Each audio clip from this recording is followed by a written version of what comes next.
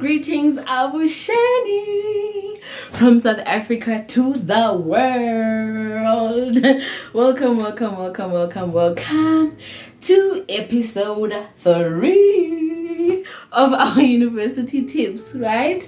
I am super excited about this one because it has some of my favorite points.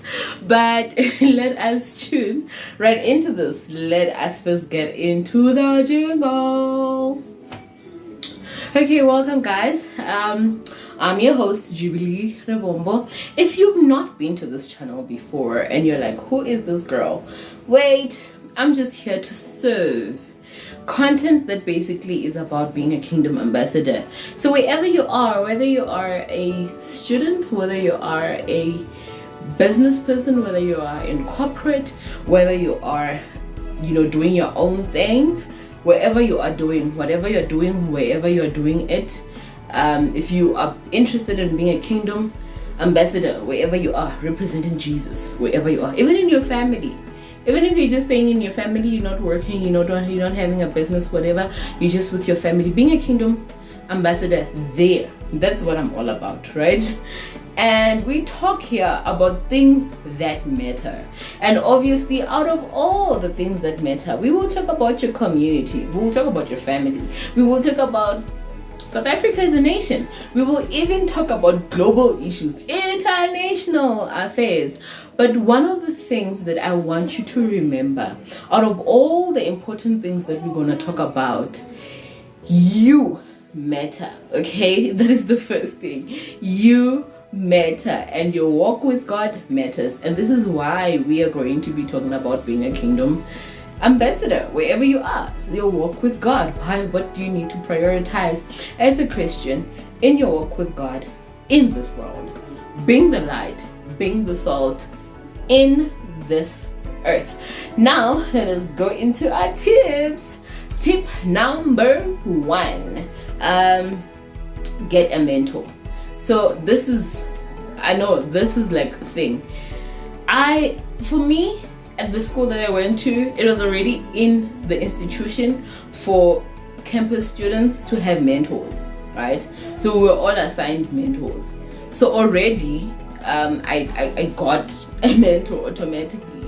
But I also had mentors who were not assigned to me. I think mentors within the Christian space in church.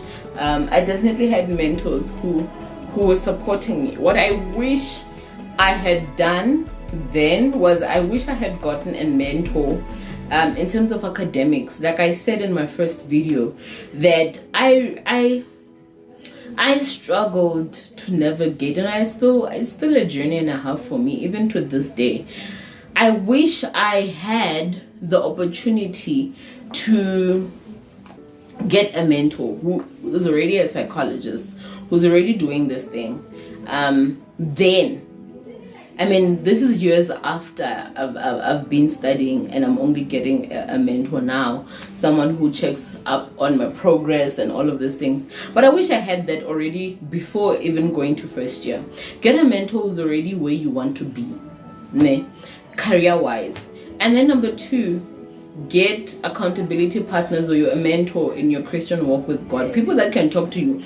People who, if you're doing something wrong, they will talk to you and you will listen. Get people like that. A lot in our circles, it's usually your pastor, your youth pastor, it's usually your youth chairperson, it's usually maybe people who are in the youth committee, maybe it's your mentor or a friend that's maybe about 4 or 5 years older than you.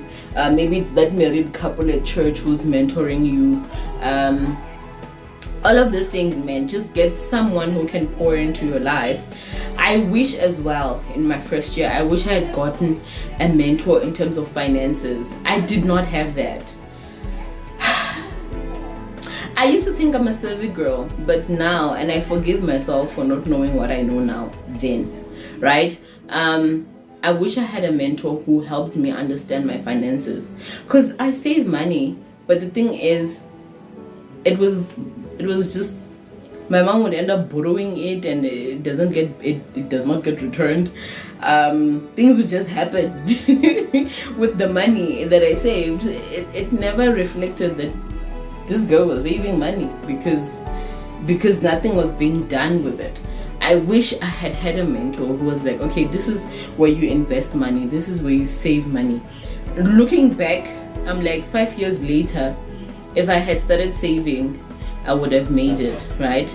I was more interested in shares in my first year, I think, and all of that. So like a 50 rand, 200 rand yana, especially when it was after university. That's a lie. It was after university. I had started having like a savings account during university. So I wish I knew that there's savings, there's investments, there's this, there's that. I would be so much further. But anyways, I forgive myself for not knowing what I didn't know then, right? Get a mentor, okay, spiritually, finances. In terms of your fitness, get people that you look up to, people that you can be accountable with. I had an outside gym. I would go to the outside gym, but I was not consistent, right? So it didn't really improve my life to that point. Physical health is so important, especially when you're a student. Actually, just as a normal human being, in village life has exercise embedded into it. You are carrying buckets, you are fetching this, you are doing that. Village life is busy, so you are constantly exercising. You know how it's when you're cooking pap with a size 4, size 6 pot. That is exercise. I used to take it for granted until I was holding something and someone wanted it, and the way I held on, and the other person is a guy, and he was like, Jubilee, how is it that you have such a strong grip? I was like, oh, it's when I was cooking, because we cook up there by the pot. So university life has this exercise thing embedded into it, right? You are carrying firewood, you're fetching firewood, you're walking long distances, you are carrying water, you're doing this, you're doing that. There's so much, right? What is this? You are cleaning the yard, you are, all of these things is work. When you now get into university, it's usually you're sitting, you're eating, you're attending lectures, which is walking around campus. If you don't live an active lifestyle like me, the only time I got out really was either going to church or going to grocery shopping, which was like once a month. So that does not even count. So basically, you get on. I'm not carrying heavy things anymore. I'm basically on my blessed assurance the whole time. To be honest, you sleep, you eat, you go to class, you pray, you do. There's nothing really active about it. So get someone who is there to help you with your physical fitness. I wish I had taken that much more seriously. I think it would have had a bigger impact on how I survived university, because definitely your mental health and all of that can also be affected by your physical health, and it's something we don't really talk about, but it definitely is a factor. So getting a mentor is definitely important. I'll still on point number 1. Wow, set your priorities straight. I already said this. Know what is urgent, know what is important, know what is urgent, what is important, know what you really have to do and things that you can delegate, know what you have to do by yourself, right? So for example, in group activities, group assignments, especially first year, I found myself doing group assignments by myself, or I think I was paired with my friend at the time, so we would be carrying the majority of the weight. Usually when we were not paired together, I would be carrying the majority of the weight of the assignment, because my group members were not serious. And because they were not serious, I just felt like, you know what, I need these marks, right? Because I was not just about passing. I wanted to flourish. I wanted getting distinctions. I did not graduate cum laude. I didn't graduate cum laude, but that's something that I really wanted, to graduate with a distinction. So I was going for it even in first year, right? And we thank God that even though I didn't get that, I got to be part of Golden Key. I was part of the top 10-15% in my faculty, top of some of the brightest university students. By the grace of God helping us. I don't even know how I got in there, hey? But anyways, God is good. God is good. Number 3, get up early or stay up late. This is so important. Getting up early is so important because you get an extra hour or an extra 2 to 3 hours of just you time. You can use this you time to meditate, to read the word, to study, to pray. You can use this time to study your academic work, to track where you are in terms of your academics. I would say getting up early also helped me sometimes when I wanted to be ahead of the lecturer. It helped when you're ahead of the lecturer because when you're in class, you know what he's talking about. And the things that you were not sure of, now you become sure of, or at least you have a place where you can ask questions. If you are going to the class and it's the first time you're encountering the content, you don't have any questions because you still need to absorb everything and sit down and study it for yourself. But if you've studied before, then you already had time to really absorb and know what it is you don't understand. And when he's lecturing or she's lecturing, you know which areas to really focus on, which areas to really grab what he's saying or what she's saying, because you already studied, right? It definitely does half of the work for you, really. So getting up early definitely helped me because I also didn't feel like the day was cramped. As a first year, that gets to a place, well, not even first year, I think last year actually, it gets to a place where you feel like 24 hours is not enough, right? And it's crazy. At some point, it was so bad. It was so bad that I did a timetable where I put in every single little detail.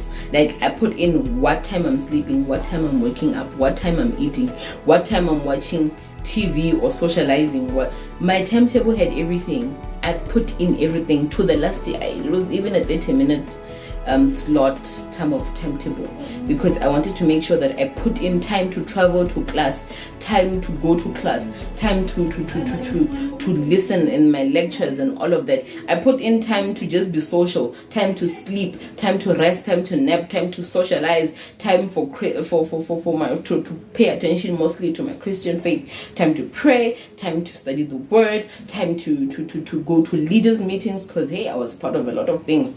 All of the things, I put everything into a timetable because I wanted to know, to make sure that I am on par with everything. I am on point. I'm on the same page with what is expected of me, and I am in that lane. I am running that lane. I wanted to make sure that I am handling it like a boss, and we thank God for that.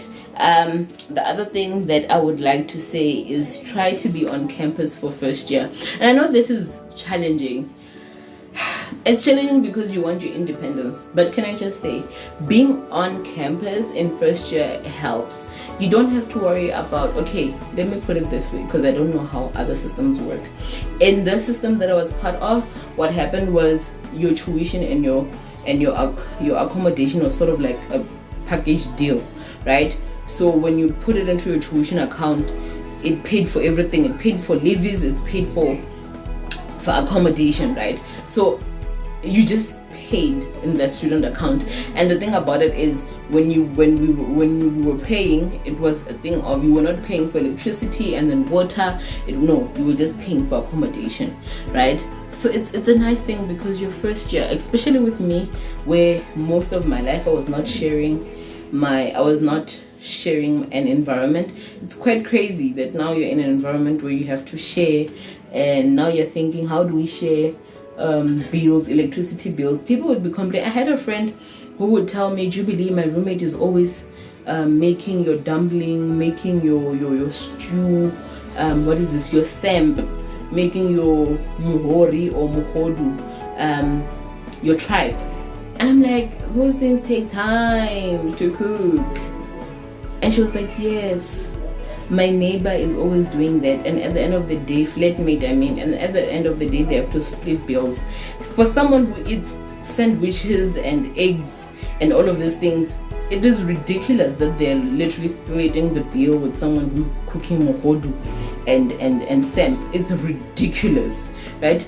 So get into campus if you can, because it really helps you. You already have a lot of stresses that are going to be coming your way. It is easier to live on campus. You have the support system. We even had, I remember where I was staying, we even had a computer lab. So when you did not have a laptop, you knew that you could just go where you're staying in the residence itself. There was a computer lab where you could go in and just, you know, and just literally do your assignments and everything on the at the computer lab. Other residences even had like library sort of setting where people could just get a book and read and all of that, and I admired that so much, because you need that. You need that. And because you're a campus student, you get all these support systems. We had orientation for 2 weeks, which was absolutely amazing. It's a service for first years who usually are on campus. Off-campus students also join in, but they usually are part of day races. And it was really just nice to have all these experiences, get mentors, meet people that are in the same class as you. By the time you go to your first class, you're not making friends. You already have friends that you've already made in the 2 weeks of orientation. And if you are making friends in your first class, it's because you choose to, or it comes naturally. But it's not a thing of now I have to make a friend, because what if I have an assignment or whatever and I need help? You get what I'm trying to say? It makes life easier to be on campus, at least for your first year. Yeah, if you are up there in your honors and what, maybe not. But in your first year, I would really recommend this. Unless, obviously, you just somehow want to go independent. You can do that as well. But I think with peer pressure, and I guess it goes both ways, but for me, peer pressure felt like it was less on campus, because the peer pressure on campus was studying. The peer pressure on campus was people were putting all-nighters. I'm like, why are you studying all night and going to classes? How are you even making it possible? You know, that was the competition. Obviously there were other things, but I felt like you had all of it, and you didn't have to worry about safety. Our residences had security on campus. There's security, in the venues there's security, but it's just an easier option. So please pay attention to that. And then the last one, and this is a big one, pray for your roommate. If you're going to be sharing a space, which is usually the case for first years, pray for your roommate. I have an incredible church back home, and what happened was, immediately after the school said, hey, you have been accepted and this is probably your residence, the people, they were very organized there, so they made sure that they send in everything by September. I think October, I was already communicating with my roommate for the next year, so I already knew her and I was praying for her and everything. I had like a fast with my mom and our church chairperson back then, and we prayed for a week for my roommate, for wisdom, for guidance, for all of these things, for her to be well, for her family. May we blend in well together, may we live in harmony, may it be well with her. We had like a week of doing this for her, and obviously when she's okay, I'm okay. And then we met when obviously we were supposed to now share the room. And to be honest, when we were living together, I didn't have any issues. We didn't have fights. I think, to be honest, she made the experience, the university experiences in life as a whole package. She made it easier for me. There were times when I was down and she would literally just be a clown and make jokes, and I would laugh and that weight is gone. I would like to think I did the same for her. She would go shopping and she would remember me, get me something when she's going shopping. It's the little things that she did that were really considerate, that made the journey easier for me. You know, there were certain things that I would be like, oh, rooms, we need to pray about this. Super well to have such a roommate. I had a really good roommate. We didn't fight. We lived in harmony. I definitely thank God for her. I don't, like, even till this day, I thank God for her. And then obviously I got another roommate as well once she left the residence. But I'm saying that the roommates I got were absolutely incredible. because I was a mentor during that time for other first years, when I heard some of the stories that people were going through with their roommates, man, there was a lot of drama. Some of it was even spiritual, and I thank God that I didn't have that. Imagine you're battling with you're doing academics this side, you're battling with your roommates' demons. It's just a lot. So I am grateful that I had such a great roommate, who definitely made sure that she was a conducive environment for me, and I would like to think I was the same for her. So the person you get as a roommate will definitely make or break your university experience, at least for the first year or the second year, or for how long you would be together. I had an option, my points, because we used to have points, so you could get preference to go into a single room if you had high points. And me, because I was involved in a lot of things, I had points, and I had that option of going to have a single room, but I still chose to continue life with my roommate, because, to be honest, she made life bearable. She did, and she made it worthwhile, and I am super grateful for that experience. I will forever cherish having a roommate like that. It made everything worthwhile. So that is it. That is my third video on some of the tips of surviving university. Like, subscribe, share. Please comment on some of the points that I might have missed out in this 5 points that you implemented that can help another first year. I hope first years are on the comment section. I hope other university students are on the comment section, who actually are have an opinion on how they can better improve their livelihoods and all of that. I know that it can be a straining journey, but we are rooting for you in all of the things.